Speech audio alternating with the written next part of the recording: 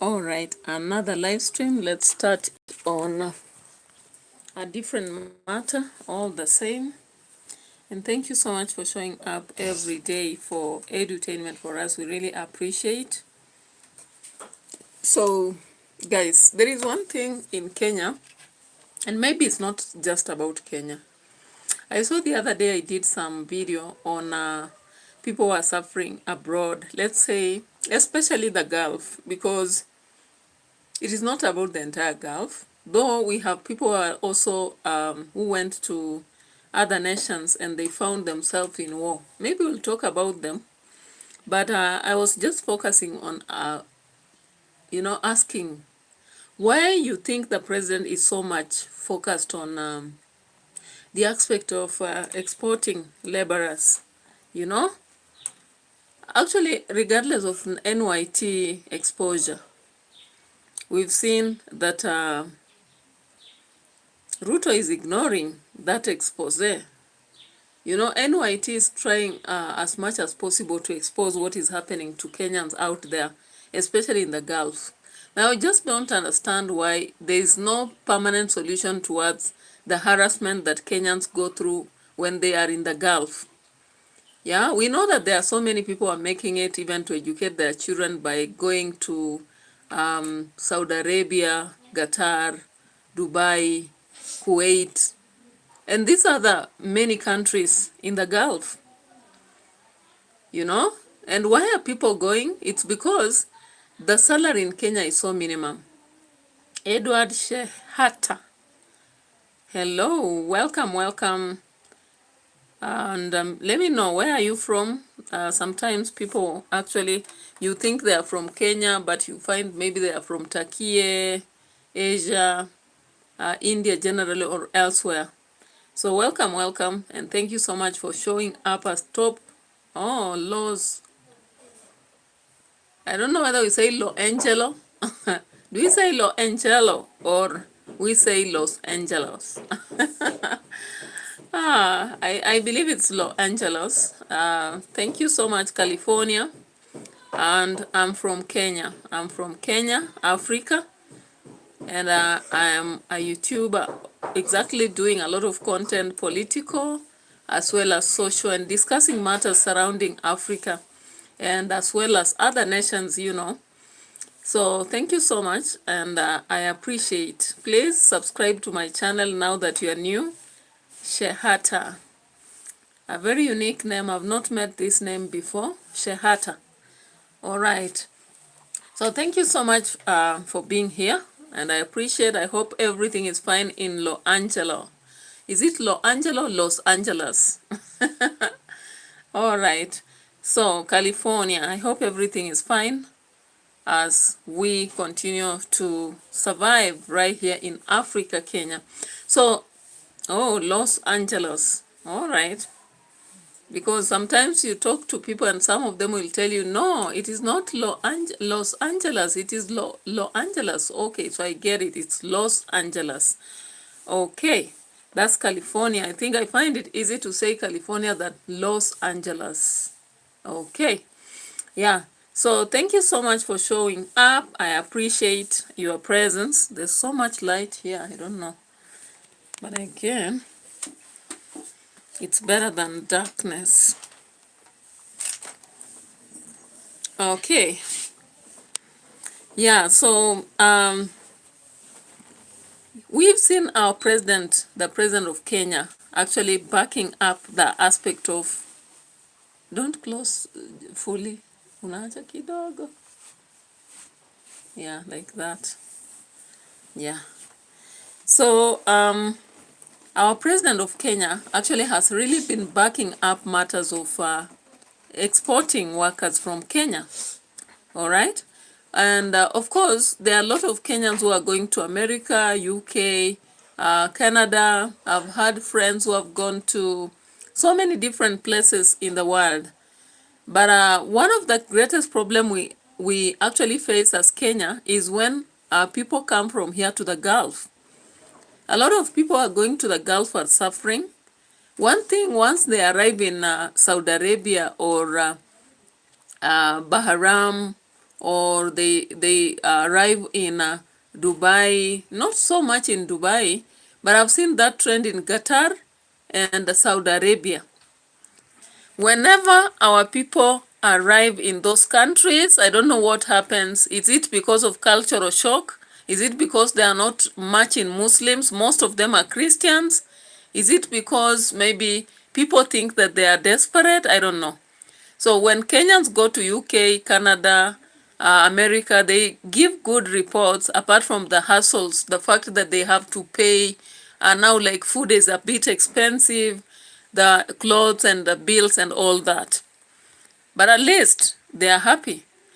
However, many people who go to Gulf and not much Dubai, I think it's much of Saudi Arabia and Qatar.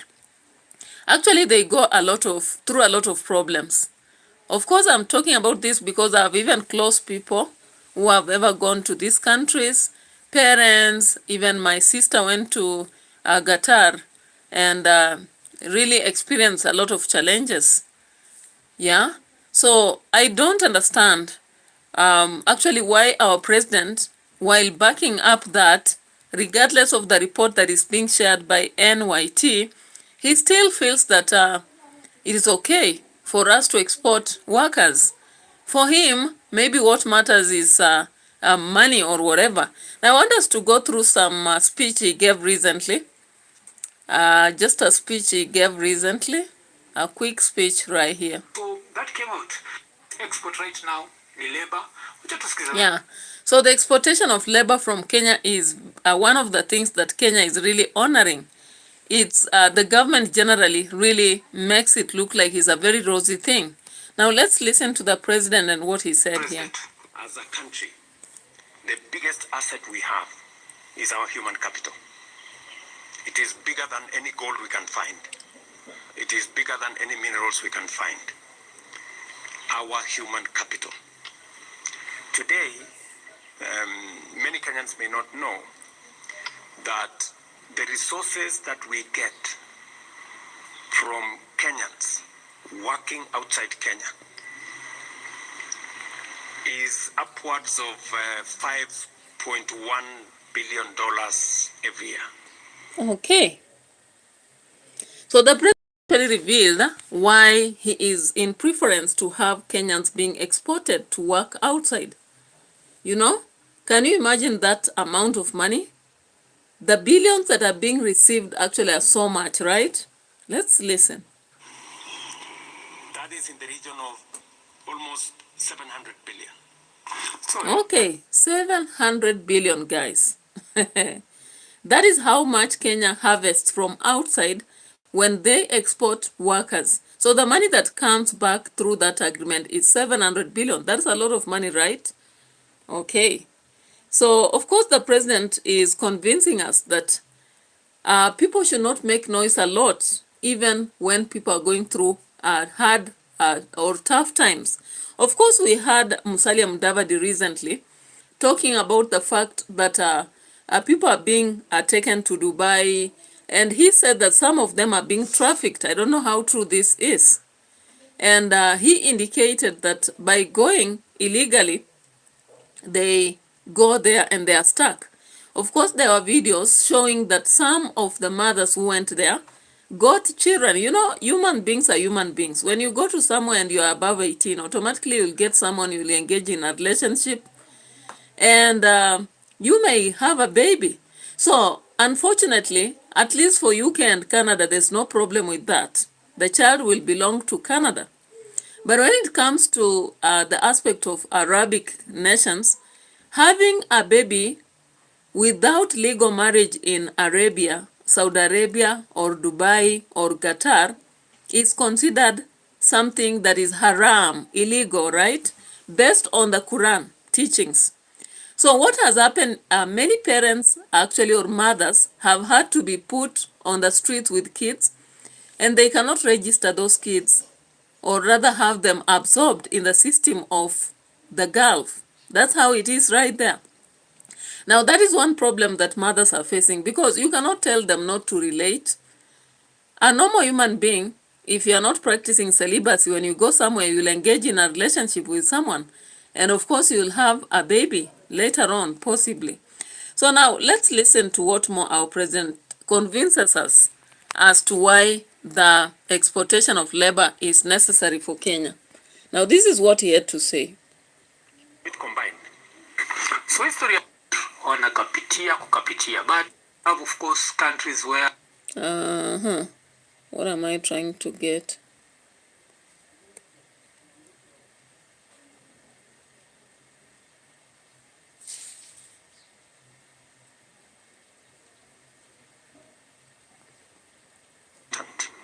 for us as a country.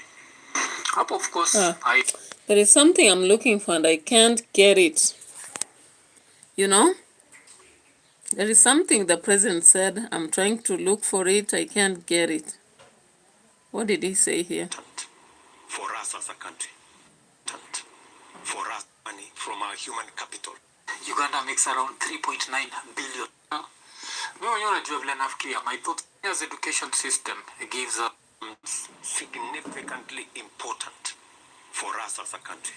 Okay, so the president went ahead to say that the reason why he's investing in education is because he knows that the education system of Kenya is important to actually create that job, the people who are skilled to go out there. Of course, in one way or the other, we agree. But then let me say this.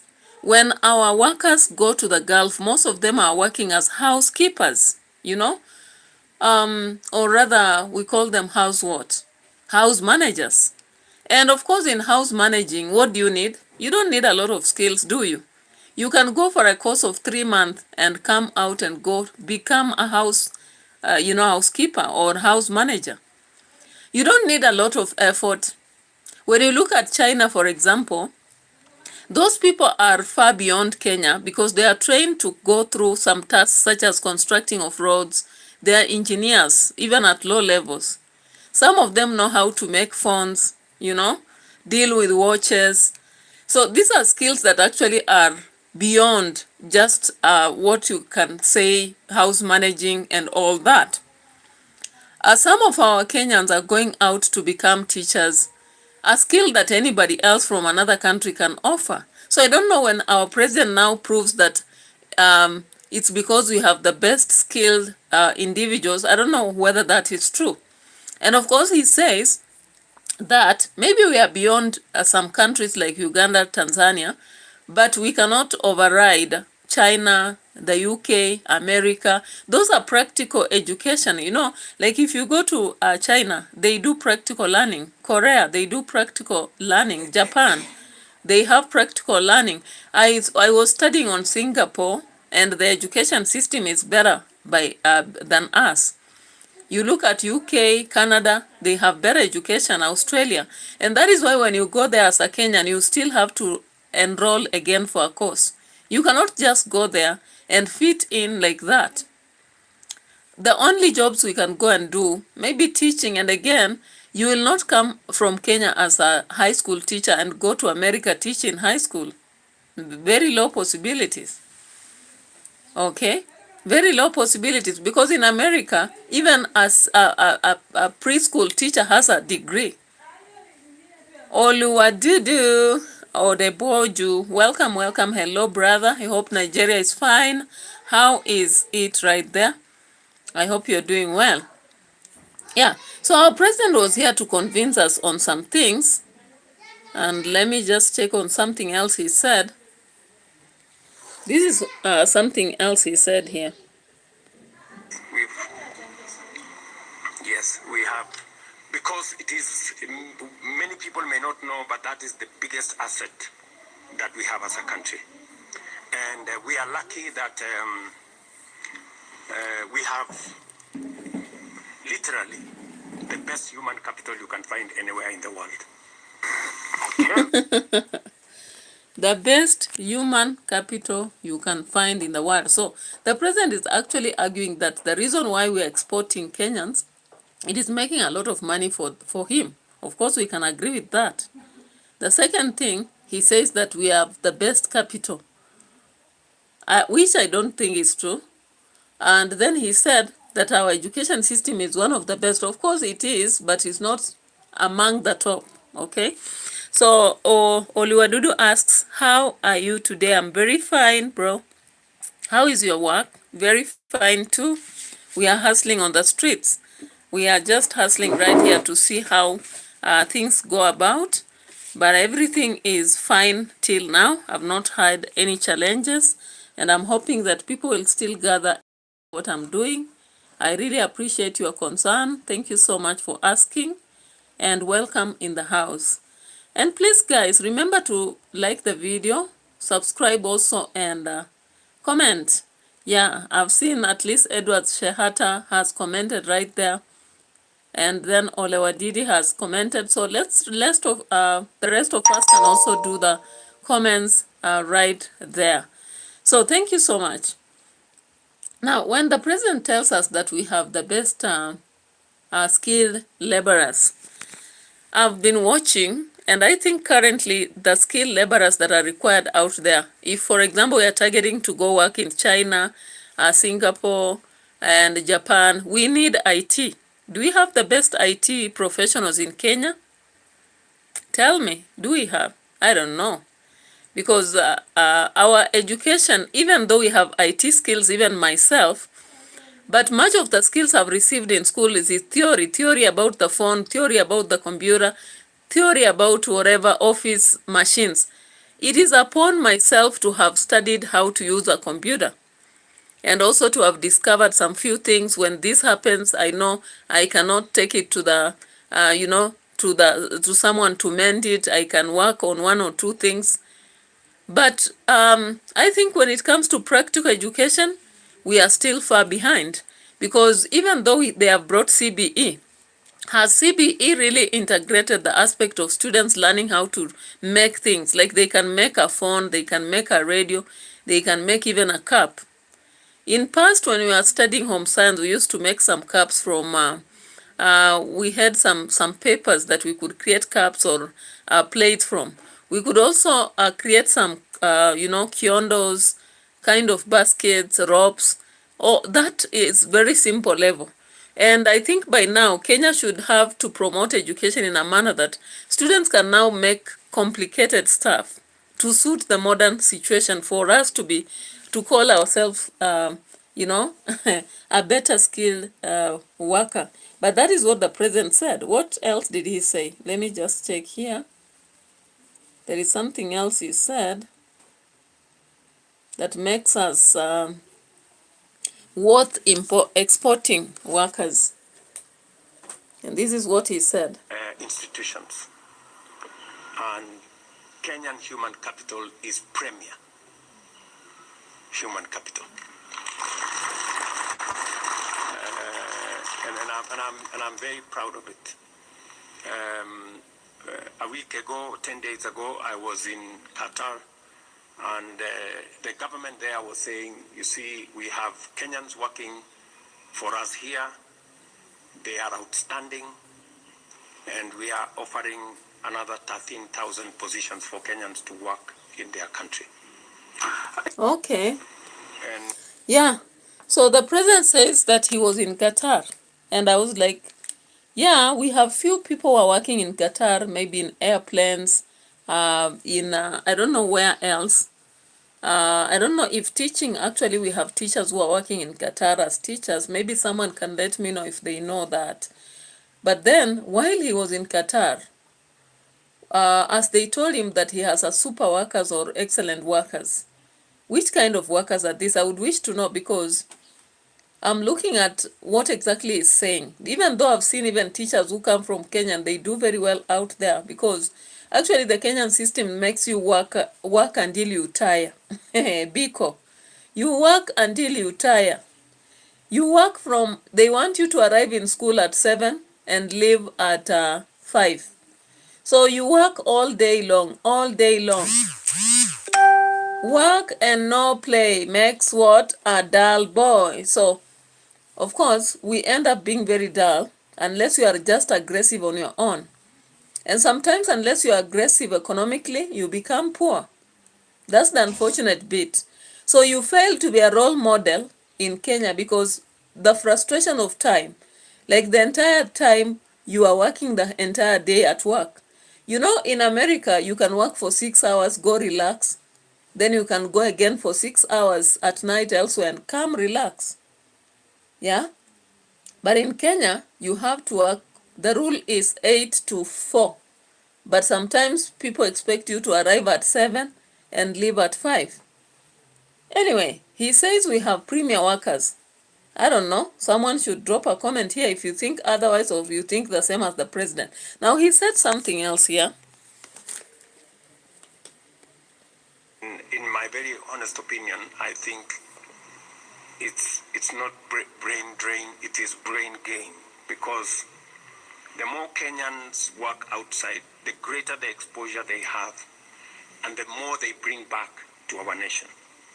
The experience they get outside there, the knowledge they get outside there, the transfer of skills that comes as a result of Kenyans who work outside, the work ethic that come with it informs what we do as a country. Okay. All right. That one I may have to agree that indeed, when you talk about some worker that has gone outside, for example, even if it's house management, going to work in factories, teaching, when they come back, they find that they have really a better story to share. But then, remember, for example, a worker who has gone to European countries or America and worked would not wish to come back and work in Kenya. Why? When I talk to fellow teachers who have gone to America or Canada or Australia, whatever they find out there, the environment out there is practical. So, for example, resources are there. Classes have smart boards, not just, smart boards, for example. They have CDs to show students. They have an environment enhanced for practical teaching, you know. If it comes to things like even gardening, we have machines. So how do you say that you are going to transfer that knowledge in Kenya unless you have capital to come and start your own farm? How else are you going to find farmers in Kenya with machines for milking? You won't. Most of them will expect you to milk with your hands. You know? How else do you expect that you are coming from America and you've been working there in a house? Most houses, even in Qatar, they have machines, washing machine. We have a machine for baking. We have a machine for this. Can you imagine that you'll come to Kenya and do the same? No. Kenya, it will be a bit tough work, very physical. Like you come back, you have to wash the clothes using your hands. You have to squeeze it so hard. You have to clean a house by your hands. But in other places, for example, when you're in Qatar, Saudi Arabia, you have machines to help you do the cleaning.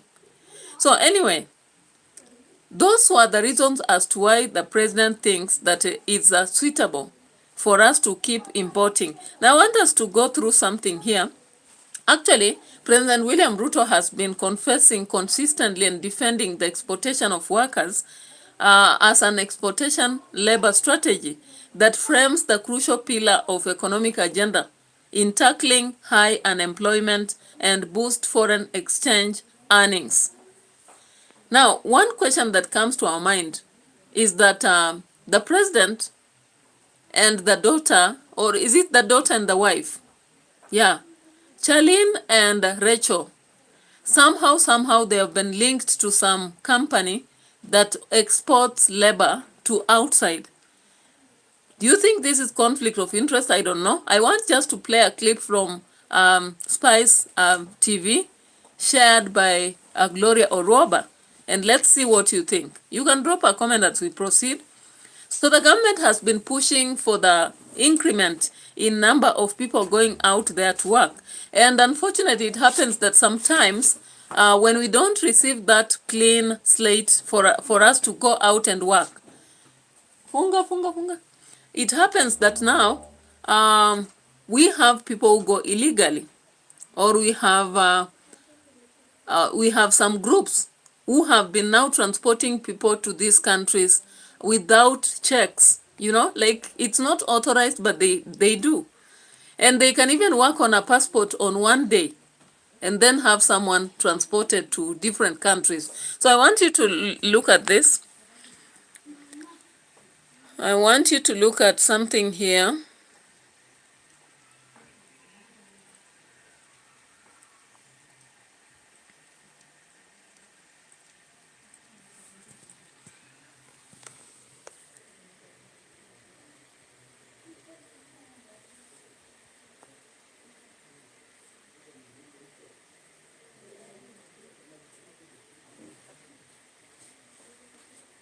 The journey to healing has been slow and painful. The demise of her daughter, who also acted as the family's breadwinner.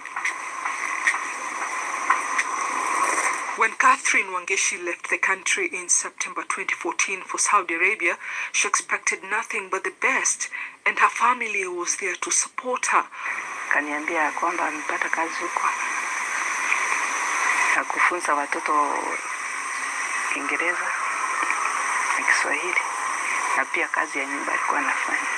For 1.5 years, Wangeshi worked as a domestic worker with a family in Riyadh. She was respected, and the money she sent home put her siblings through school and college and paid her mother's hospital bills. Tulikuwa tukiwasiliana tu vizuri, ananiuliza mambo ya mtoto anaendeleaje.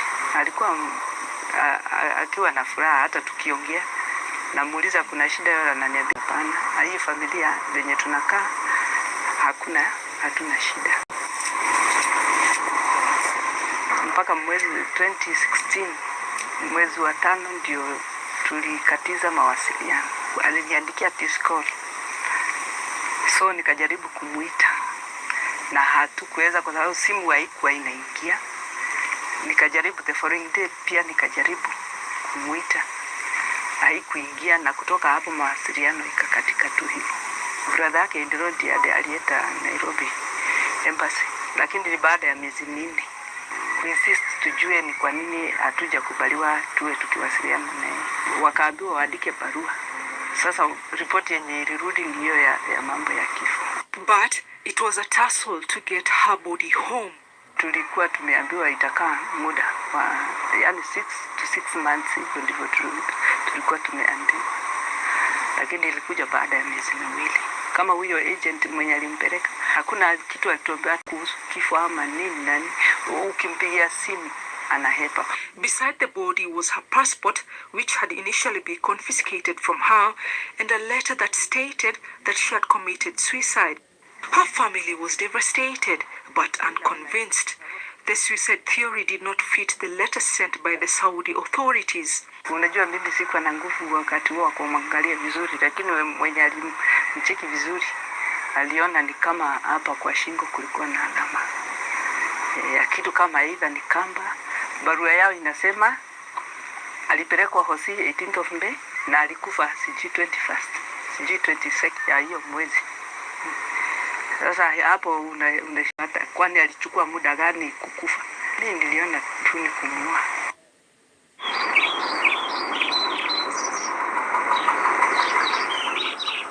All right. That is just one example. Catherine Wangeshi is one of the people who was actually went to the Gulf, Saudi Arabia, and worked there 2 years peacefully. Then later on, information came, and she had been strangled, possibly because there were marks in her, in her neck that indicated such a kind of torture. However, when it came to the UAE, what they reported was that she had been sick, taken to hospital, and died. But then the mother doesn't understand why there was a break in communication. Now, what happens in Saudi Arabia or Qatar is that when someone goes there, they work in a specific house for 2 good years on a contract, if agreements will be fought. And agents are so happy if you are going to go as per these agreements, because when you work in a house for 2 years, they are paid fully. The 2-year prepayment is given to them. And therefore, even when you suffer in a certain house, they are not ready to transfer you. And the most bosses in Saudi Arabia or Qatar actually try to treat these people more like slaves. What they do is actually they have a lot of coercion. Sometimes they mistreat them and even make them not eat the food. Like my sister used to work in Saudi Arabia, and she told me while she was there, there is a time she could ask for food and she could be told, go look for food in the toilet. You get such statements? Yeah, so she could be told, go look for the food in the toilet.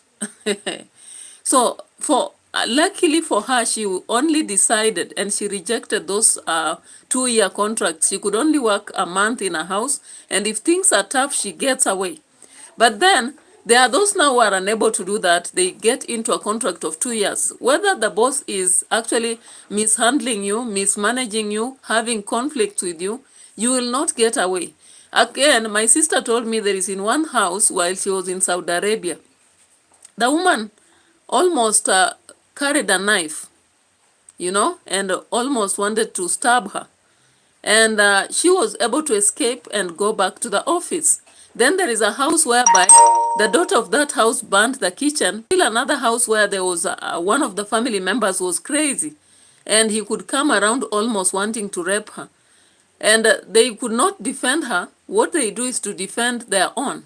So these are situations that most people face while in Dubai, in Arabic land.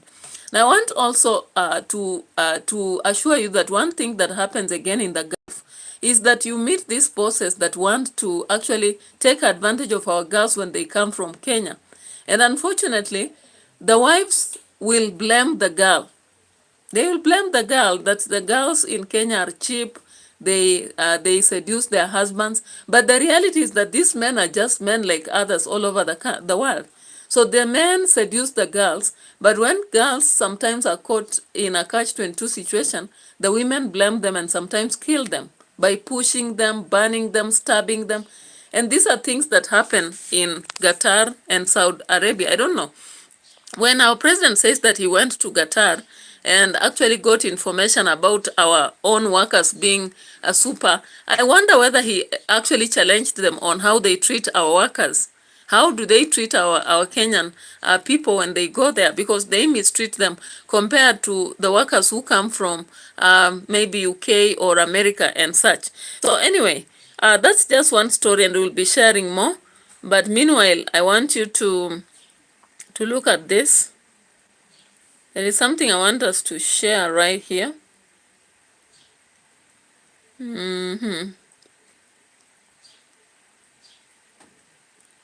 Gloria, where is Gloria Oroba? Gloria Oroba had a given story right here. Yeah, so it's unfortunate, actually, when you look at what the president is telling us, the reason why they have to keep hiring or rather exporting the workers. But there is a story here that was just coming up. I was watching and I want to bring it to you. Labor export row. Yeah, this one here. Right here. Okay, let's look at this. Workers who go abroad, in this case the Gulf, and specifically Saudi Arabia, who then find themselves in a bit of a pickle. Like they're mistreated, they're not paid right, and they're not paid on time. And even with the abuse, and this is not a new story. This is not a new story. This has been happening for the longest time. We've been raising it and bringing it up and saying there have to be better mechanisms through which people who leave Kenya to go to the Gulf to work then will operate within, whether it is the metrics for payment, whether it is how they're treated. There should be one standard agreement about how this is done.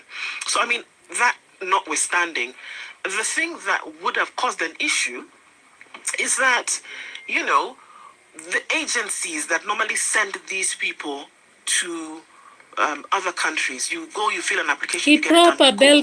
Hello. That some of these agencies are now being linked in terms of ownership to the president and his daughter. And the people who travel are linked directly to these agencies. So some start to wonder why. And why we would have called you to have this conversation with us, to maybe explain to us, is that you are right in the center of the storm around jobs for Kenyans in other countries, and you came under some fire because of demanding for the right thing to be done. How is it possible that jobs being created for Kenyans also being mistreated, sometimes Kenyans showing up in a box under regulation that's required for certain things to happen, and then we hear that some of these agencies belong to the president. I mean, it just seems like conflict of interest hitting us in the face. So now let me shock you. Okay, here we go. Let me shock you. First off, Abdi from New York Times. I got a phone call from Abdi of New York Times. Ali May. And he tried to have a sit down with me, Ali May, eventually mid-May, somewhere around that time. This year. Yeah, this year. I told him, I'm busy. I have so many things happening between committee meetings and whatever. So I told him, why don't you come to Parliament? And we can have lunch at the Parliament dining hall. And then I can, talk to you about whatever it is that you want to hear from me, which was about the labor export. Because by that time, there was a lot of news. We had started the Senate inquiry that I had pushed for at the Labor Committee, the Senate Labor Committee. So Abdi came. We were sitting by the garden at the Parliament, spot there at the garden. And I picked my lunch, and there were two other senators who joined me much later. And we started talking. It was a very laid-back conversation. He was literally just asking me, so what's going on? We've been following, the whistleblowing that you've done on these fake diaspora jobs and what's really happening and, the scam that it is. And it was a casual conversation. And then the treasurer for UDA, Japheth Nyakundi, walks by the table, and then he says, former nominated senator. So by this time, I've not been removed. Not yet, yeah. We've not done anything. I'm sitting. And by banter, I tell him, yes, good afternoon, one term, member of parliament. And then he says, this is your last lunch in this garden. You're going home. We're going to remove you. Okay. Yeah, continue doing those things. Those things that you're doing. Even this lunch that you're having here. So, me, in hindsight now, when I reflect, is when I'm like, oh, and this is in presence of Abdi. At that time, in presence of Abdi. In fact, Abdi then looked at me like, what have I got myself into here? Yeah. And then he said, are they serious? They're going to remove you? I said, I don't know. But with these people, you can never tell. Right. But he said it. So he knew who I was talking to. And he knew that I was actually serious about this inquiry because I knew that a lot of things were happening and I hadn't even scratched the surface of it. So later I came to find out. So obviously when the article came out, I called Abdi and I was like, what? And he said, yeah, Gloria, I was sitting with you when this member of parliament came and said, this is your last lunch in parliament.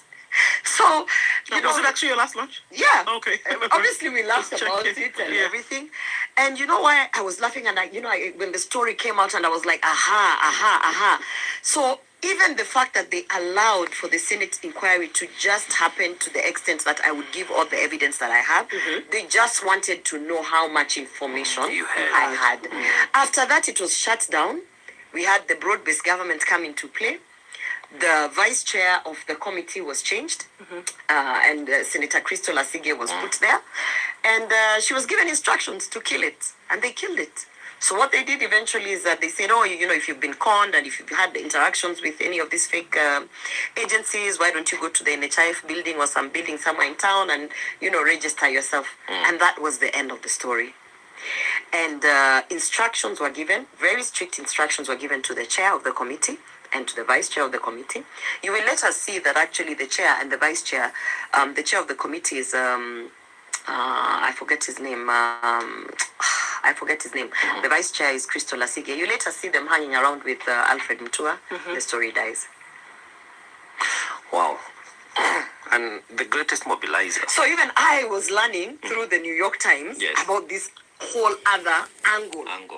Because at the time, what I was fighting was that there's so many people who are being asked for illegal fees. They are being conned out of a lot of money, and they're actually not going for these jobs. Thousands and thousands of Kenyans paid. All right, guys. So when you look at exportation as a process that is happening in Kenya, exportation of workers, actually the one thing that is doing is threatening the economy of Kenya as far as it's bringing billions of money to the country.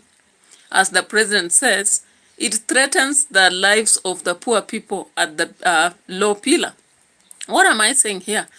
Now, before anyone actually produces like even the visa, the travel ticket and all that to go, we have agencies, so many agencies in Kenya. And if you go to any towns, please, you read on the towers, read on the papers, or rather not even papers, I can call them, you know, the kind of posters that are placed on the doors. So some of those posters will actually be promising people jobs abroad, whether it's America, Canada, Singapore, or whichever other country. But unfortunately, those people who pay the money to these companies necessarily don't go. Because I normally ask myself, if I'm going to Canada, for example, to teach, as it is insinuated, and it's going to pay me well, and automatically you're going to get a commission, why should I pay some money to go? You finance me, let me go, and when I'm there, get your commission, and it can pay back. But unfortunately, what happens, we have families which are selling land, literally selling land in Kenya, so that their loved ones can go work, whether it's in the Gulf or America or Canada. And it's not because they want it. It's because currently employment in Kenya has become a serious problem. There are no jobs. And even if there are jobs, the salaries are so low. By the way, a worker, a house manager who goes to the Gulf, according to what I know, receives 70,000 Kenyan shillings. Now tell me how many workers in Kenya can receive that amount of money. And that money, the agencies take half of it, while half goes to the person. So they receive 35,000, 35 goes to the agency. Now look at that amount of money. Many workers in Kenya, some of them receive a salary of 20,000. And that is why many families now prefer to even sell a piece of land, knowing that when their loved ones goes out there, they'll have to gather enough money in 1 year to buy another piece of land. And then when they continue working, they'll get more money. All right?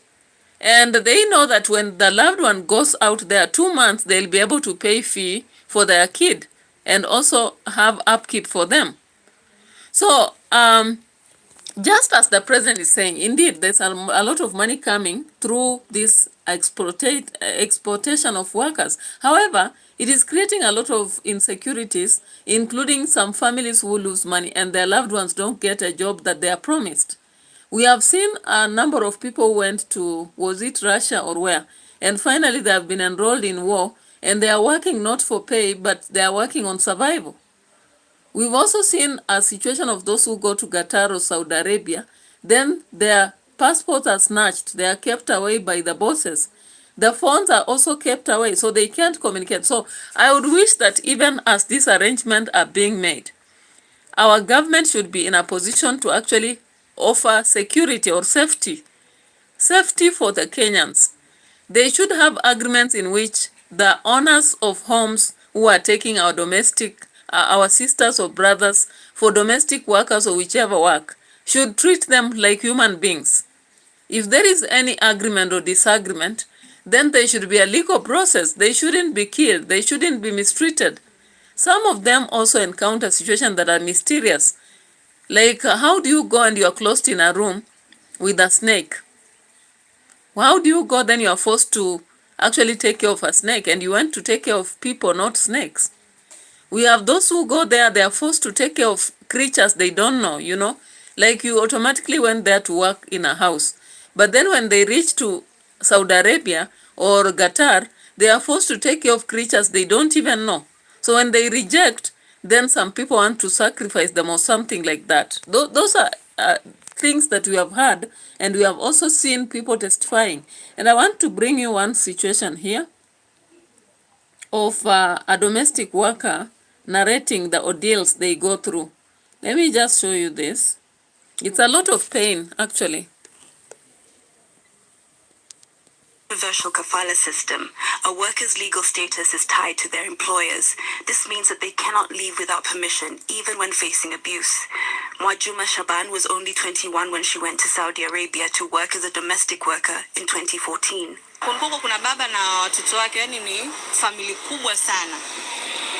Na nalazimika kufanya kazi kuanzia saa 11 mpaka saa saa 5 usiku ndo unalala, saa 5 sometimes saa 6, na ikifika Ramadhani ndo unaona kulala uwezi kabisa, unakesha na asubuhi unarauka. Kazi zilikuwa nyingi sana, kuanzia asubuhi mpaka jioni, miguu inauma, kusimama, mivyombo. Arabu wana mateso, watoto wao wanaruhusu watoto wao wakunyanyase, kukutupia mate, sometimes wanakuja na kupiga na hautalazimika kumwadhibu yule mtoto. When you try to complain to your employer, the response is, I bought you. It's like you are slave in that place. But we've heard these stories before, and yet, with jobs not coming by that easy here in Kenya, more and more women believe domestic work in Saudi Arabia is still an option. So in the last 2 years, the remittance from Saudi Arabia have doubled. The Kenyan sending remittance have doubled. And so far, we have over 200,000 Kenyan nationals that are currently in Saudi Arabia, out of which 150,000 are domestic workers. Many trying to flee abuse turn to the Kenyan embassy in the capital, Riyadh. But according to Amnesty's latest report, embassy shelters are often overcrowded and under-resourced, and that's only for those who make it to the embassy in the first place. Saudi Arabia is very big. It's like East Africa. We have only one embassy in Riyadh. So how do we expect a worker from Dammam all the way to Saudi Arabia to submit herself or even to express herself? It's very impossible. If we can at least have safe houses where these workers can run to. Amnesty International is calling for immediate reforms. So, of course, when you look at amnesty, human rights and all that, they are trying to initiate since 2014, by the way, not today. Can you imagine? Since 2014, amnesty and human rights have been trying to intervene and see whether there can be some initiatives that the Gulf can take. You know, like I remember when my sister was actually harassed and we lost contact with her. We had to press the embassy immediately. We called the office that actually engaged other agencies. We also had, luckily I had a number of the lady that had hired her in Saudi Arabia, and I had to call it, you know. So when I called, she told me, I'm not with your sister anymore, and I told her I want to know where she is because I can't connect to her. And she gave me the office number of Riyadh. So I called again the office of Riyadh and asked, and they told me she's safe. I told them I want to talk to her.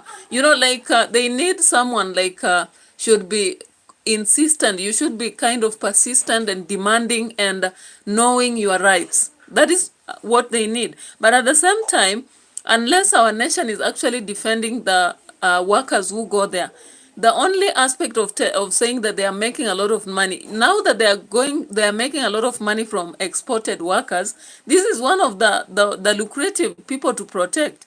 That's what I think. But it happens that our country doesn't care so much about the people who go, because after all, even if they go, the rest will still go. You know, every year we have reports of people dying even in Arabia, but do they stop? People don't stop. Why? Because the economic situation in Kenya cannot allow people to sit around. And if they sit around, they don't have jobs. So what they do is to opt to go. And once they go, there is a cost that comes. If you are unlucky to get a bad boss, automatically there is a cost that comes with it. People will harass you, mistreat you. Sometimes even when their children do something, they want to force it, look like you are the one who did. They'll hold pistons on you because they have them in their houses, you know? So such situations happen. They will want to push you. Actually, my sister testified at once saying that there is a day that someone almost pushed her, wanting to close her in a house, a room, and she resisted. You can imagine.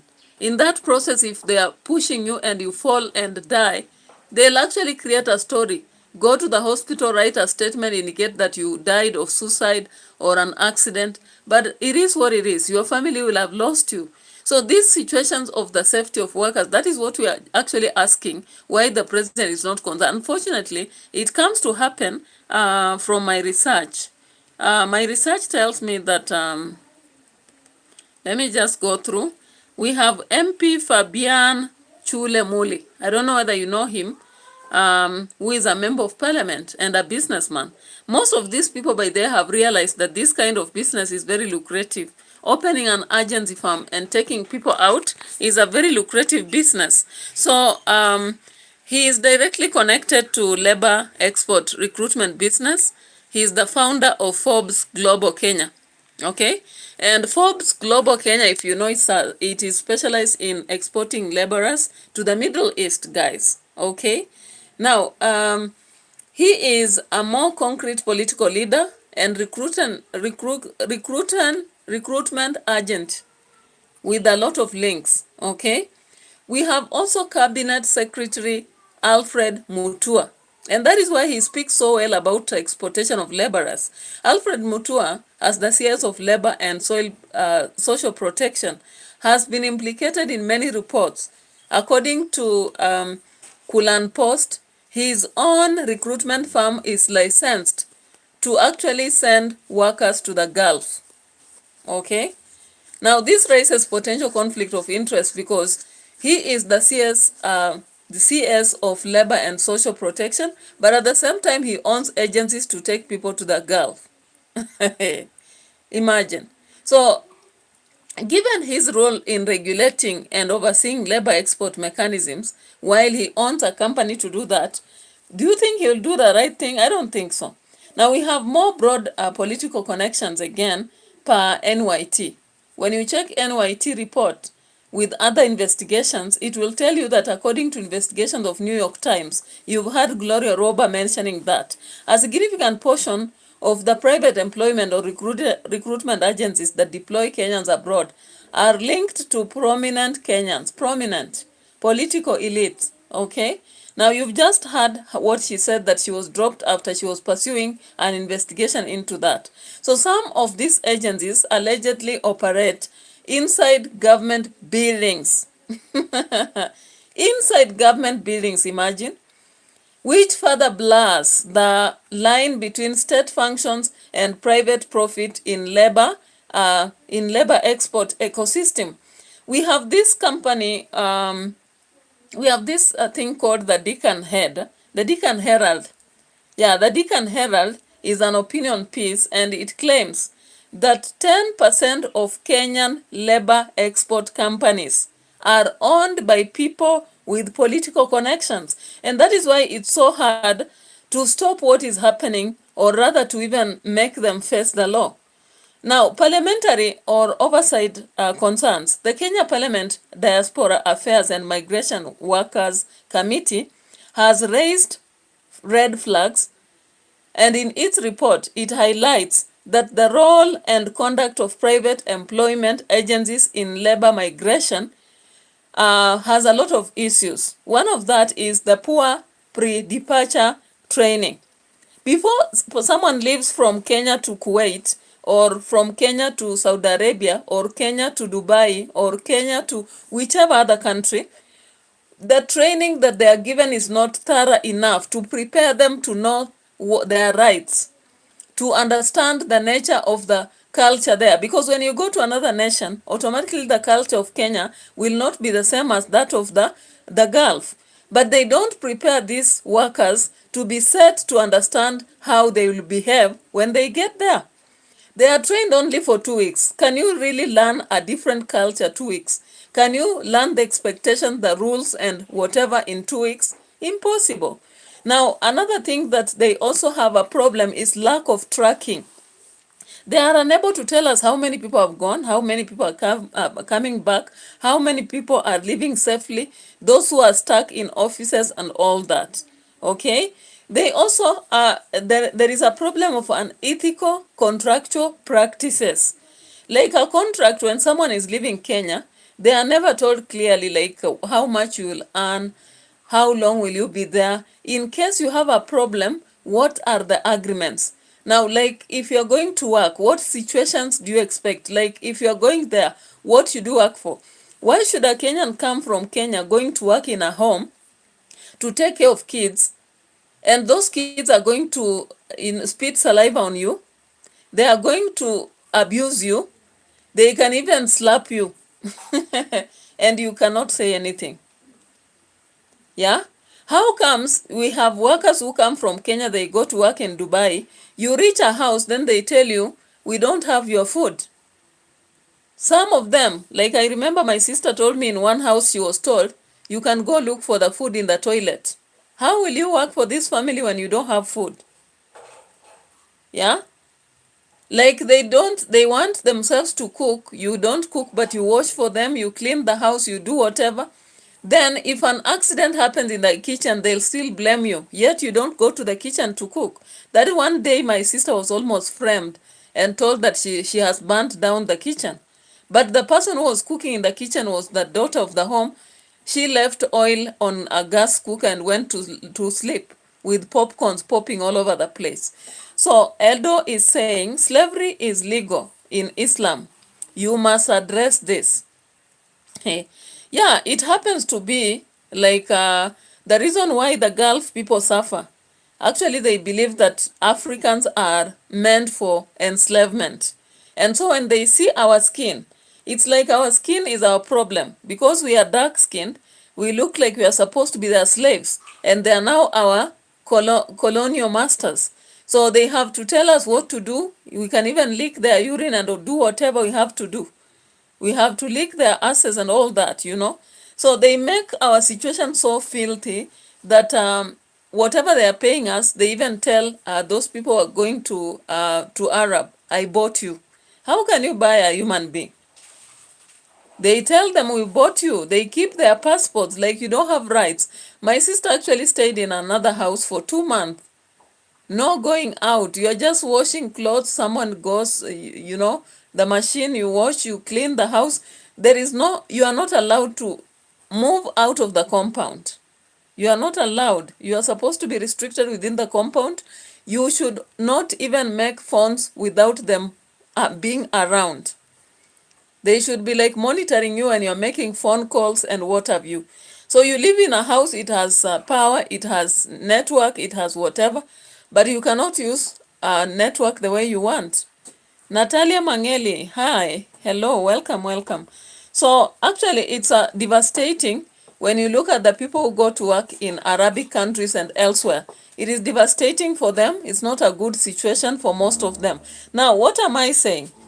When you look at the oversight concerns, some MPs have demanded for fresh vetting of all recruitment agencies. And I think by around July or May, there was a list of agencies that were reported to be bad ones, or rather wrong. Unfortunately, nothing has been done. As you can see from what Gloria is sharing, nothing has been done to these recruitment agencies. Nothing. Because they belong to highly linked politicians, okay? Now, they were supposed to cancel the licenses for most of these agencies. Have they done so? I don't think so. If they did, maybe they did for very few ones. You know, very few ones. And actually, some private agencies are very unscrupulous with high-level connections, though, because these are the people who can make passports within a day or two. Can you imagine? Within a day or two. Now, in a House committee meeting, MPs questioned why some agencies run from inside government buildings and whether there is a danger of state officials personally benefiting from labor migrations. Now, I want to ask you, from what you've heard Gloria Roba saying, Charlene, Ruto himself, Rachel, they are connected to those agencies. Do you have a question again? My goodness. So several sources actually allege that Charlene Ruto, together with First Lady Rachel Ruto, hold significant stake in African Merchant Assurance Company, AMACO. And AMACO is an insurance company that is closely tied to labor export ecosystem. Many recruitment agencies actually are required to buy insurance from them in order to deploy workers abroad. Are you getting? So Business Daily reports actually said that through a holding company like Yegan Farms, Charlene and her mother have actually owned 190,000 shares in Amaco. Now, some allege that this is a conflict of interest, of course. As more Kenyans are sent abroad, these agencies buy more insurance, which in turn benefit Amaco. So will they close down? I don't think so.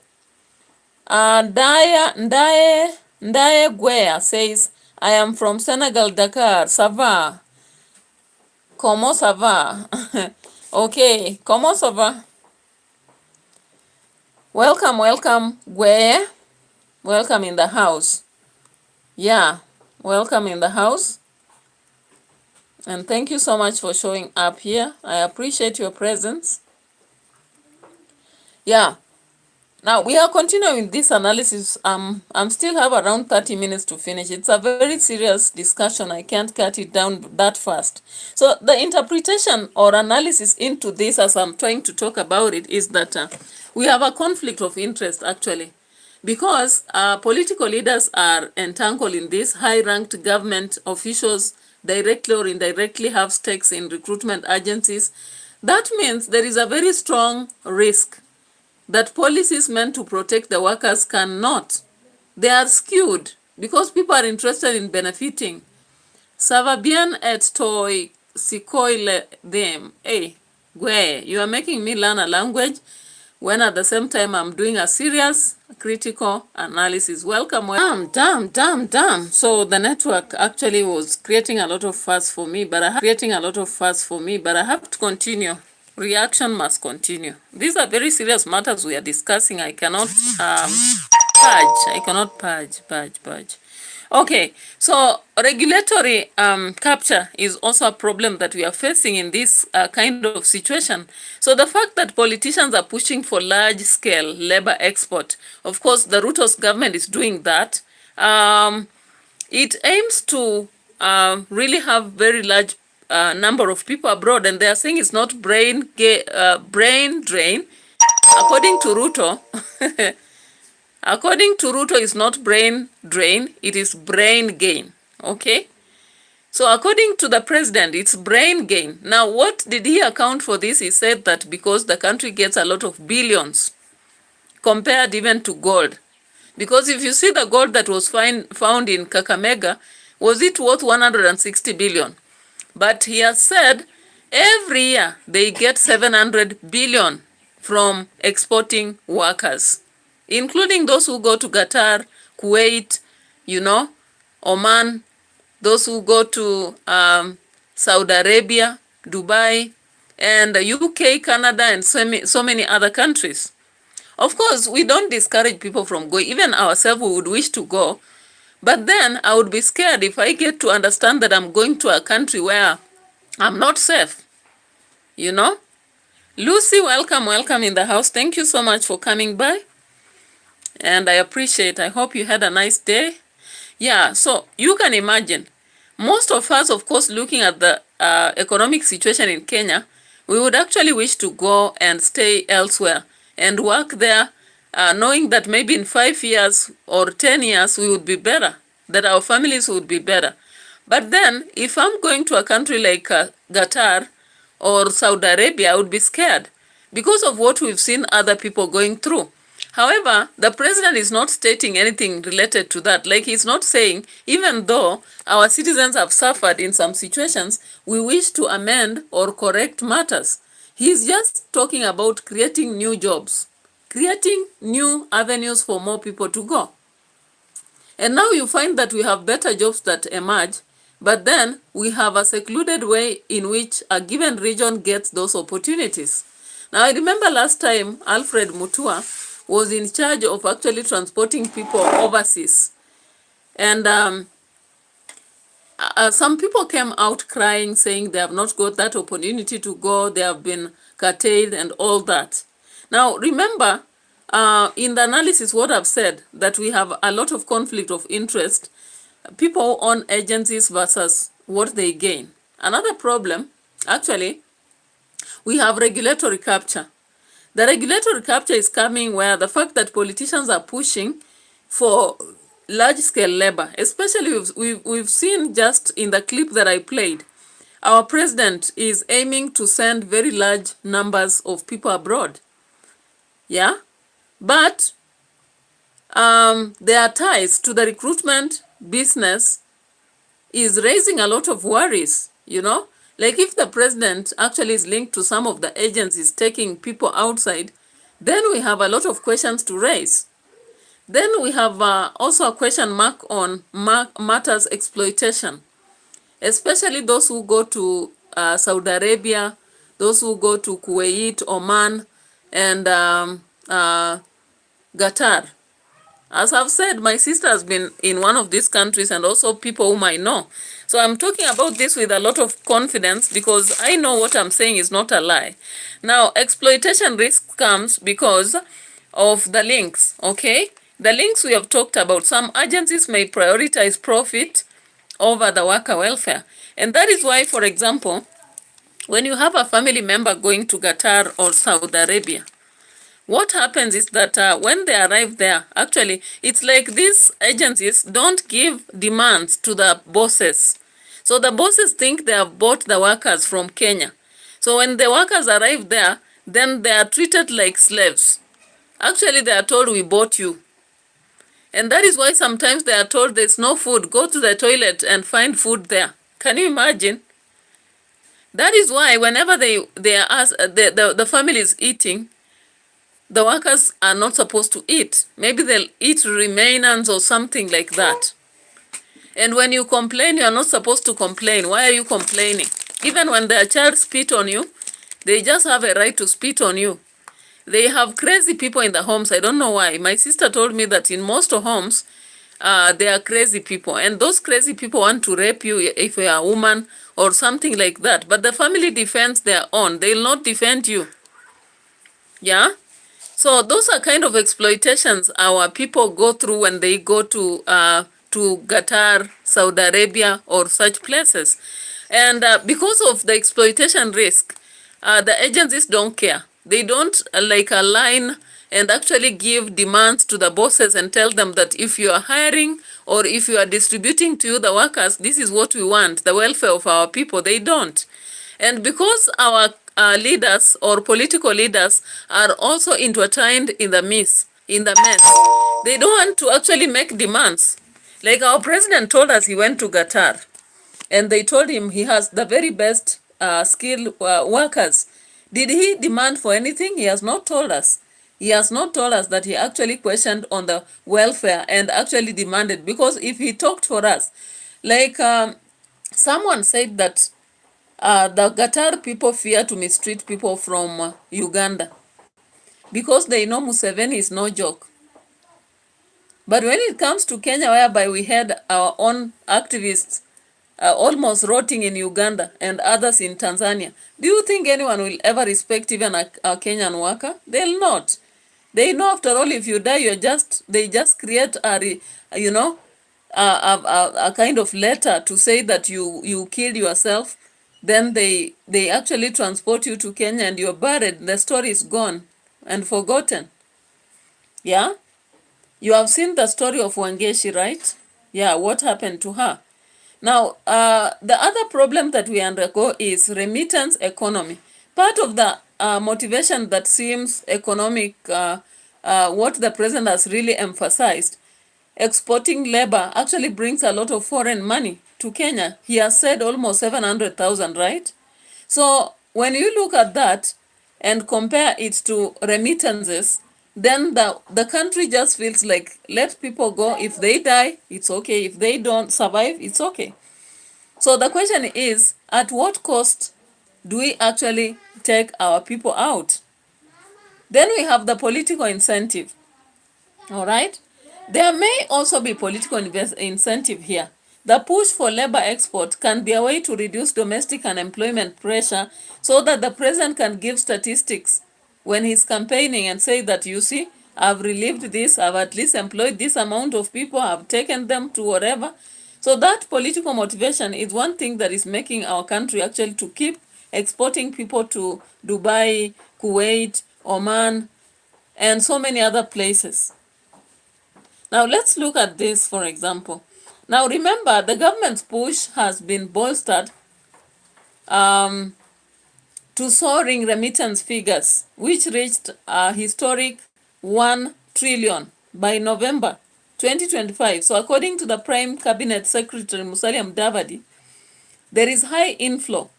Kenya, top foreign exchange earner, surpassed traditional sector like tourism and agriculture. yeah, contributing significantly to household incomes and national development.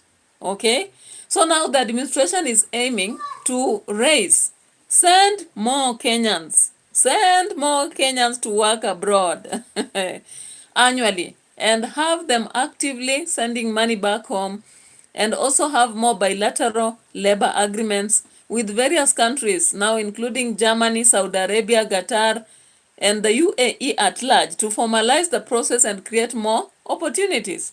So President Ruto has stated that these agreements are designed to ensure that there is legal and ethical treatment of Kenyan job seekers.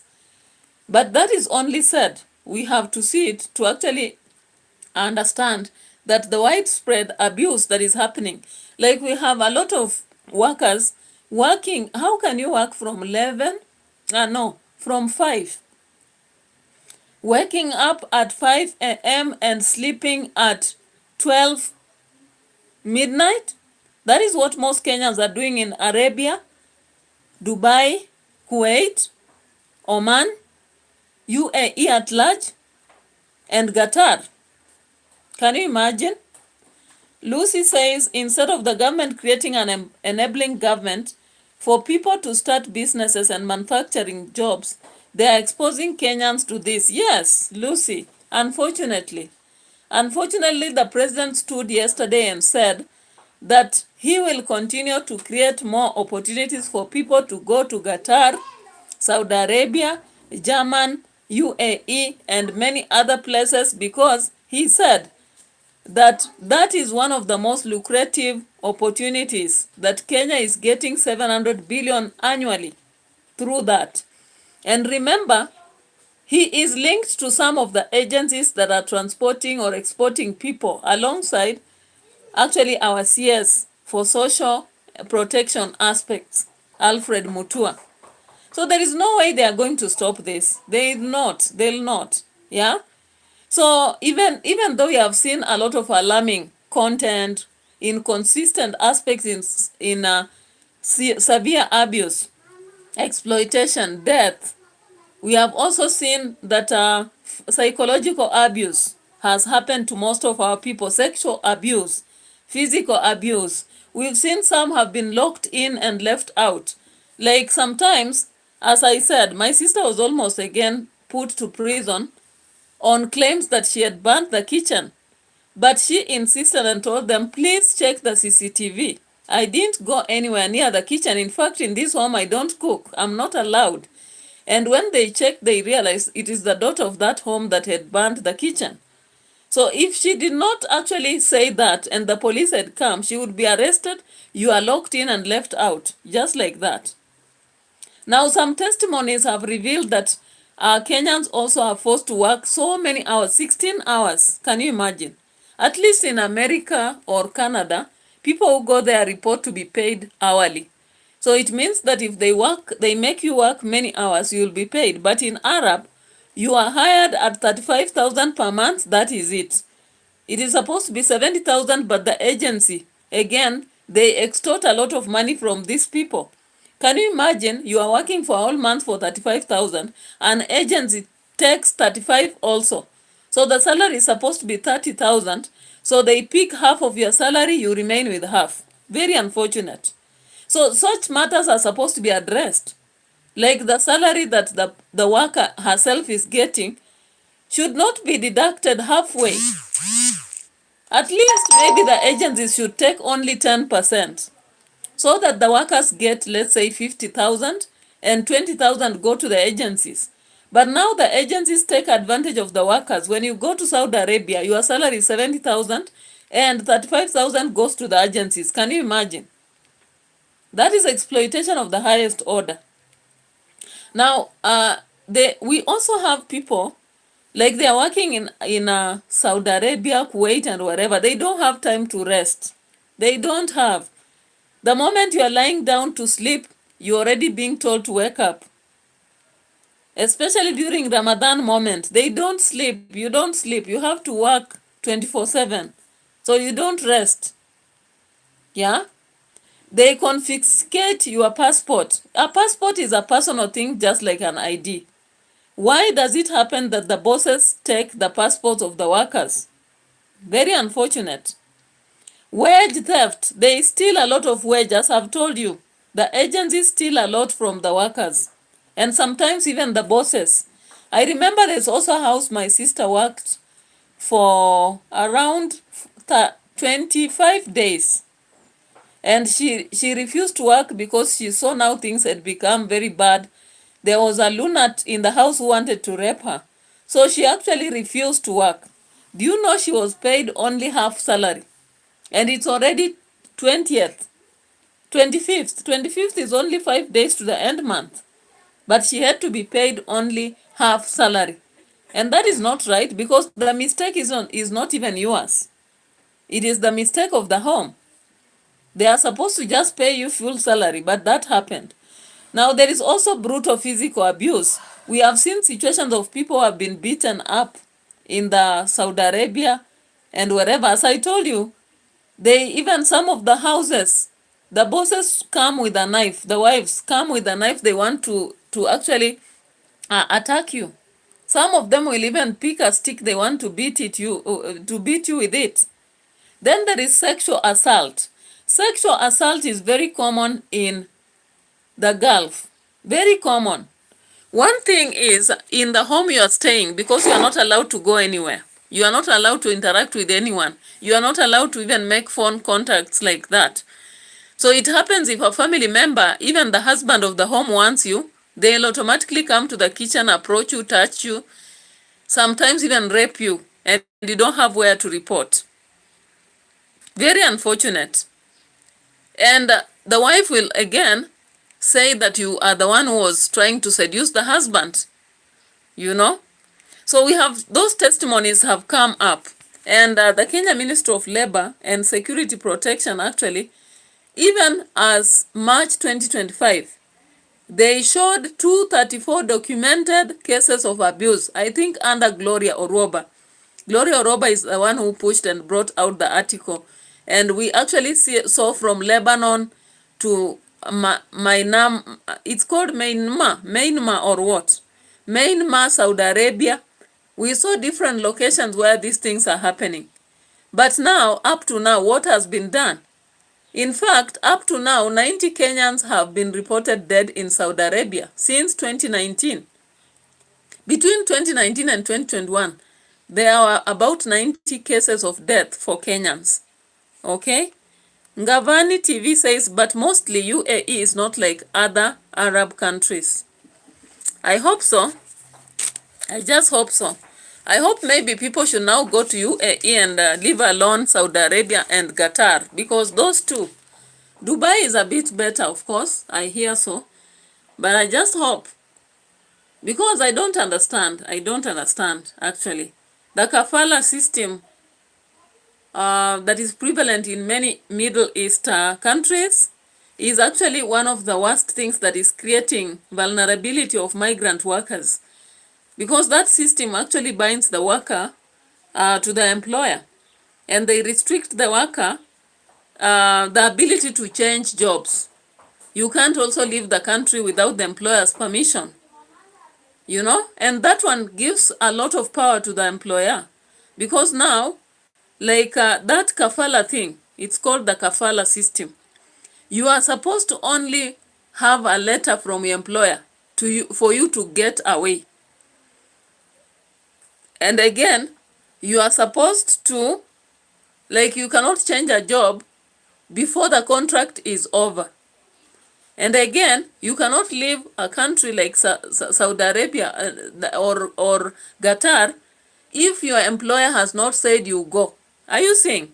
So that one gives room to a lot of exploitation and vulnerability to the worker, because now it's like you are at the mercy of your worker. They give you even some clothes, then they say you stole.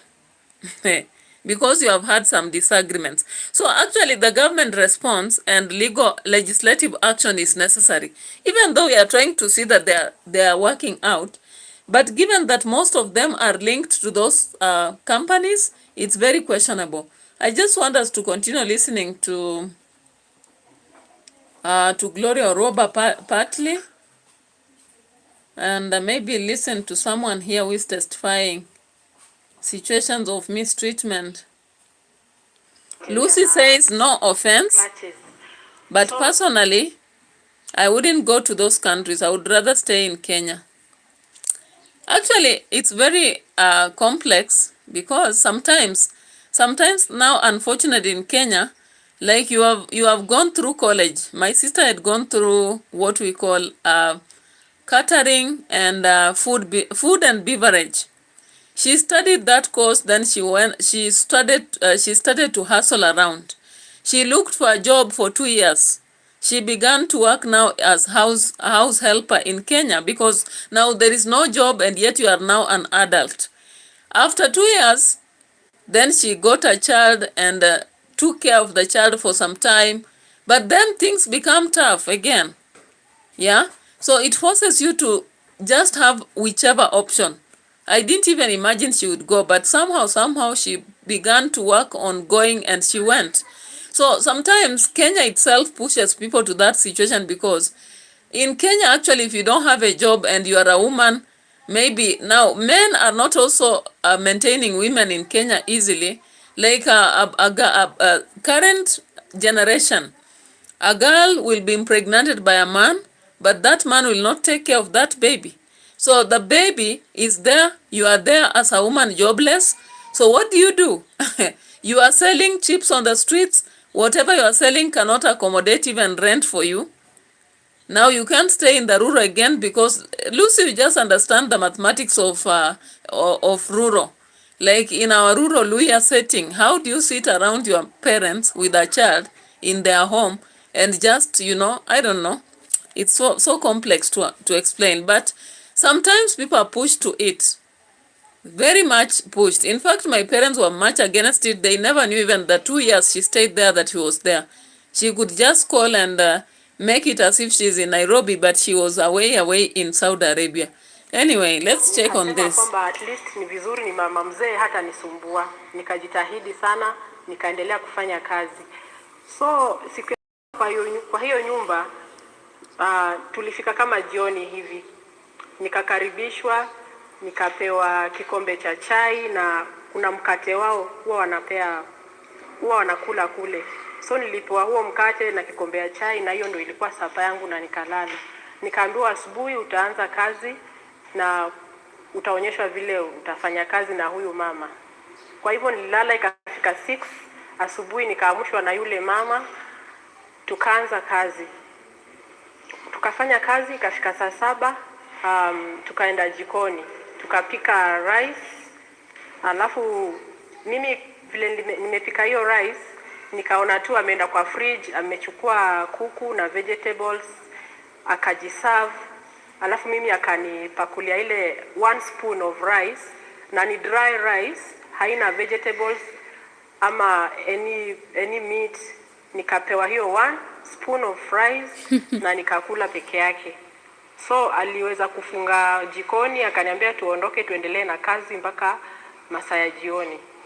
So hiyo ndio ilikuwa routine ya huko. Nilikuwa nimekaa kule 1 year and 1 month.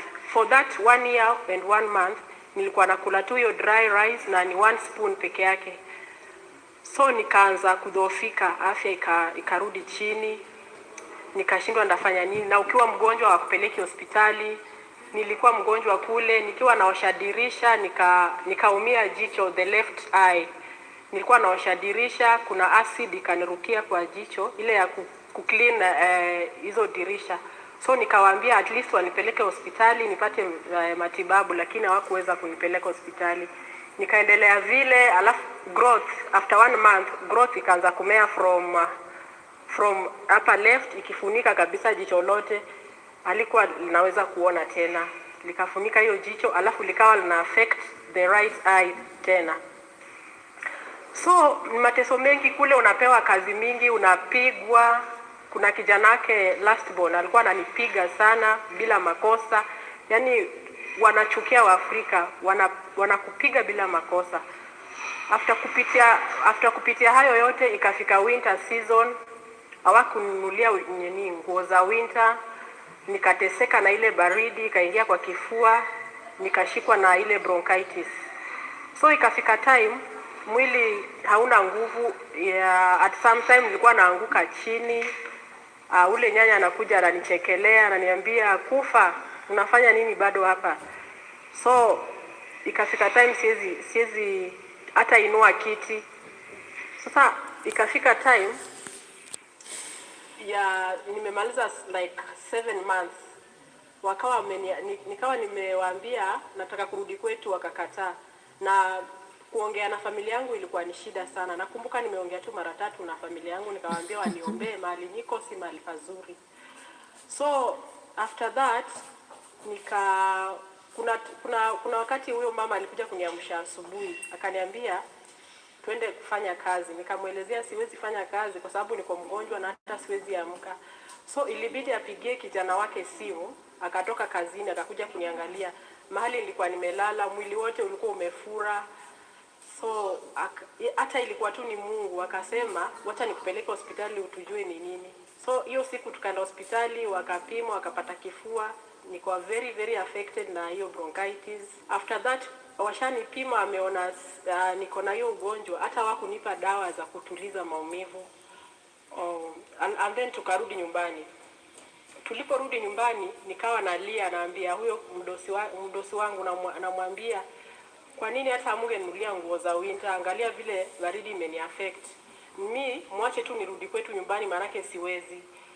Alizidi kuniambia kwamba tulikuwa tunakudanganya tu, utakaa for 1 year, utakaa for another 1 year umalize contract yako, kwa sababu zile pesa ambazo tumelipa ufanye hii kazi ni pesa mingi sana, hatuwezi kuruhusu uende nyumbani kwenu, kwa hivyo utaendelea kufanya kazi. Nililia, nikaenda kwa room yangu, nikapiga magoti, nikachukua Biblia, nikaomba, nikaambia Mungu hawa polisi, na polisi akaniangalia, nikajua kumbe wanaongelea nini. Nikaambia yule polisi, nikamwambia sipandi Prado, napanda ile kaa tuende nawe airport, mimi hawa watu sitaki mambo yao. So tukaanza kwenda na kwa hiyo gari. Nikasikia mdosi anapigia yule polisi, akamwambia simamisha hapo tumalize shughuli. Lakini mimi nikaomba Mungu akaniambia kwamba wewe fungua tu mlango, toa mguu, anza kustruggle, alafu watu wajue kwamba unataka usaidizi. After kustruggle, afisa walikuwa kwa duty wakaniona na struggle kwa cameras, wakaniona ndio wakanifuata, wakaniokoa, na hao ndio walifanya nikafika Kenya. Nikaenda ile operation ya eye, nikapatikana kwamba nilikuwa na cancer of the eye, lakini nashukuru Mungu ameniponya mpaka sasa hivi.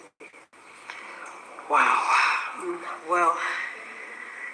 Pole sana kwa hiyo mambo yote umepitia, na tunashukuru Mungu uliweza kufika nyumbani. All right, so you see the testimony, the kind of testimonies actually these people give is actually very disheartening, quite disheartening. And when you look at that, then it tells you that there is actually a danger in this exportation of workers.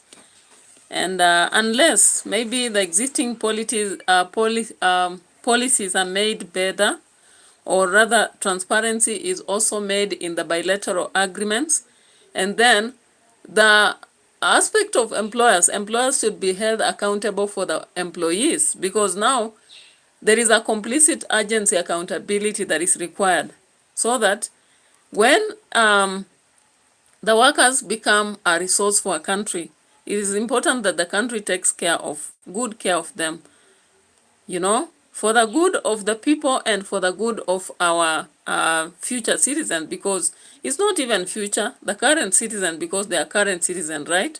So let's again listen to what Oroba shared here before we finish this, because we can never finish it. In fact, we are just going through, but let's listen to this before we finish. 15,000, some who paid 45,000, never ended up anywhere. And then there are few who ended up where they went, and later discovered that if they were signing up for a job as a driver or a caregiver or whatever, they didn't end up in those jobs. In fact, they ended up in very weird jobs. And so when I was reading the New York Times and the slave trade and everything, I was like, oh my God, oh my God, oh my God. This is where you were sending people, Gloria. This is why I was so violently removed and shut down, and all the policemen taking me out down at the Senate premises. Today as I was coming in, the nominated Senator Tabitha walked in, and I'm like, man, I'm grown, because these are some of the people who also were part of, they were being sent to make sure that I was hounded and removed, and they pushed the processes within parliament till today. So I was looking at her and I said, and I was like, I'm at peace. Because I can sleep at night knowing that I didn't send Kenyans to be killed. I didn't con Kenyans. Right. I'm not fraternizing with the enemy, and I am not part of this scam of a government. But you know what you're saying, Gloria? You're essentially saying that, okay, so this is interesting, because just 2 weeks ago, the president did sit down again, of course, with another professional, James Bays, and he said that 430,000 jobs have been created for Kenyans within the country, outside the country. But then if we do a link, as we're often taught to do, between that and what we see, essentially what we're saying is that out of that number, that there are very many a Kenyan who have gone, and for some reason, Saudi Arabia declined licenses for rogue agencies. Yeah. The guy sitting behind him was Rogue Agent 001. Wow. Who they work together. So if you ask me, the only thing, because they can't give you a list of these rogue agencies, and every time you ask for it, there's always a story. Why not? Yes. Because the whole idea is to monopolize the system.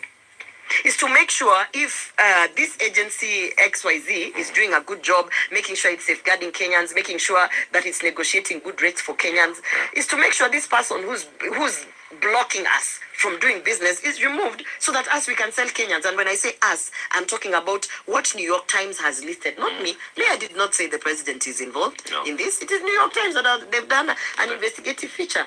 And it's basically they want to monopolize the space. I want to hold on to that for a minute, Gloria, because you talk about the fact that this last of it, they have eaten the blood money, and that they are tied. That's why they can't speak up. Because once you have eaten that money, utaongea ukiwa pande gani? Pay a medical fee. And if they're paying a medical fee, why don't you send them to Kenyatta or a government institution? Yes. Instead, it is government, it is private hospitals that have also again partnered through the ministry to make money. If it's a G2G arrangement again, why the hell would you be saying we are removing money from Uwezo Fund to buy tickets and the tickets are not, that money from Uwezo Fund or from this fund that they are removing is not being sent direct to the airline. The traps of tumenda kanisa tunaomba, these people are not men of God. These people are, in fact, God has left them. If any time I want to tell Kenyans to go back and read the 7 books that were omitted from the Bible, where they talk about the spirits in human bodies, those are the people that are leading you. Evil manifestation in human bodies who are out for your blood, to kill you, to murder you, to rape you. And so you cannot treat that person as if they're a leader. When you see them, treat them like you would treat the devil. Look, so that burden of the employee having to cater for their flight is taken away, right? Then if you have that en masse, what happens is you truly have reduced the cost of traveling, because now the Kenyan... Yeah, so we've been talking about this for quite a while, 1 hour, 30 minutes. Lucy said the Kenyan government does not care about the welfare of Kenyans. If they did, they would sign binding agreements that protect their human rights and dignity while out there working. Yeah, indeed, because now, according to what the president said, the aspect of exporting laborers is very lucrative for the country. And if actually something is bringing treasure, then you should treat it as treasure too. I would imagine if this is a source of treasure, why would the government not treat them like treasure and offer them the best? But it seems that they don't care, because they see the population of Kenya is very high, and they know already unemployment is very high, and also low pay is in Kenya. So even those who are at work, some of them leave their work to look for options outside. So they don't care, because they know when one dies, they'll be replaced automatically. And again, how do they have agencies maintaining their business if they will have people actually going and settling? For them, they'll continue receiving this money if they continue actually replacing those who go they are uncomfortable, they come back. Those who are actually go they are mistreated, they come back, and others replace. That is what I just think. But I hope for the best, and yeah, we just have to keep talking about these things because sometimes we don't talk about such things, that phenomena that are surround us, things that are supposed to are happening daily in the lives of people, and we don't talk about it. I don't know, for whatever reason, but it's unfortunate, and we hope that maybe with time the sanity should land on us and the glory of God gets to us, so that we get to have a better situation for our citizens, so that we don't have a raw deal always playing the dual, or rather the dominant equation in our lives. Yeah, so I really appreciate you people who watched. Lucy, Ngavani, we had Guea, Mangeli, Odo, Troy, Festo, Adepoju, Shehata, and many others. I know many of you have watched me. I really appreciate, and I urge you to continue subscribing to the channel as we come to an end of this. Adios to you, gracious to also having paid attention to what we discussed, and I hope that we find solutions actually. But if you are an employer out there, if you are an employer, actually treat your domestic worker in the best way possible. If there are differences, there are better ways of solving than actually killing or actually, mistreating someone. If they are sick, they need to be treated. They're just human like you.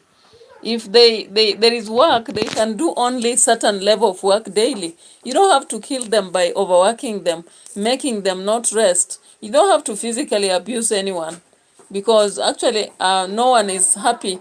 Treat others just as you would wish to be treated. That's what I would say as I'm ending this. And there's no need to look at people based on their skin color and think that they are supposed to be slaves. We Africans are not meant to be slaves. In fact, I think when you treat these workers the better way, most of Kenyan workers who go to whether Dubai or even America, they have gone up to Form 4, and most of them have some college education, and they can offer the best quality work in your home. They can even help your children in studying. So why treat them like dogs or animals? You can treat them better, and they'll offer you what you actually want, and even better. Only treat them like human beings, because why would you eat chicken and rice and give someone one spoon of rice, plain rice? If you don't want them to eat chicken, provide at least beans or green grams. But why would you go and eat chicken versus rice, then you give someone just plain rice? This food that ends in the toilet, it doesn't end anywhere. I don't see where it ends apart from the toilet. So I don't see why some people do that, because it's unfortunate that food can make someone treat another like a dog. And yet, the same people you are mistreating, they are washing your clothes, taking care of your kids. Then why would you make your kids to mistreat a worker, like spit on them, beat them up, whether they are adult sons or whatever? Then that means you don't need a worker. Just remain with your family, and you'll have the peace you need. Yeah. So I don't know, especially Saudi Arabia and Qatar. I think they should just shape up, because with time they never know. They don't. They shouldn't expect that continuously people will just keep going there. They'll reach a time they'll not have actually to people to work for them anymore. Because even if it's a security person working at your gate, do you know without that security officer, your home is insecure? Why would you not just share the food you are eating? If you are eating chicken, serve them chicken also, even if it's a piece and ugali or peas and rice. Then I don't understand why in Arabia, people know very well that in Kenya, the staple food is ugali. And finding maize is the cheapest thing possible. But when our people go to Arabia, like they are forced to eat one spoon of rice, really. So most of them have diseases that emerge from nutrition, not any other problem. One spoon, even if it's a small kid, really. Do your kids eat one spoon of rice? And that is plain rice for a whole year, really? That's very serious. So I just think that the world will turn around. Nothing happens forever. There is nothing that actually will happen forever. that Africans will just be there to be going working as I hope. I just pray also that God should empower Africans to begin having their own companies in Kenya. Then now they hire fellow Africans and treat them better. Then there'll be no need of people actually getting to other countries. And especially if our politicians make our economy stronger. This mindset where the president now believes that the only option we have is to export workers. We should only export workers to places where they treat us fairly. We shouldn't go to countries where we're being mistreated. In fact, if I was the president of the nation or some CS of, let's say, labor, I would not allow a Kenya to go to, let's say, countries in, apart from UAE. I wouldn't allow anyone to go to Saudi Arabia, Qatar, until those countries shape up. Once they shape up and promise to treat workers better, and indeed we see they are treating workers better, we don't have people who are coming back in caskets or with scars, then we would now have to rethink and have contracts. Otherwise, those agencies also have to be dealt with. Unfortunately, the political class have the agencies, because people have known that agencies are one of the cow cash that is happening currently in Kenya. And they have linked with KRA. They have also linked with immigration. They can make passport in one day while you struggle with a passport for 7 months. They can actually rebrand or, renew and do all that. And that is why sometimes they ask for exorbitant fees for people who want to go to other countries. But still, it's not that all countries are bad. We have countries where people are going, like Canada, Singapore, and other countries, and they are coming back when they are better. Because the reality is that the reason why people go, they want to get better salaries, to also do developments, so that they don't work until retire. Maybe you just want to work for 5 years, do some projects and forget about work. But it becomes now an exploitation ground. So thank you so much. Musungu Andrew says, amazing thought. Welcome, welcome, and thank you for appreciation. Bye-bye for now. Let's meet in another reaction. I'm left with 2 more to go. So bye-bye for now.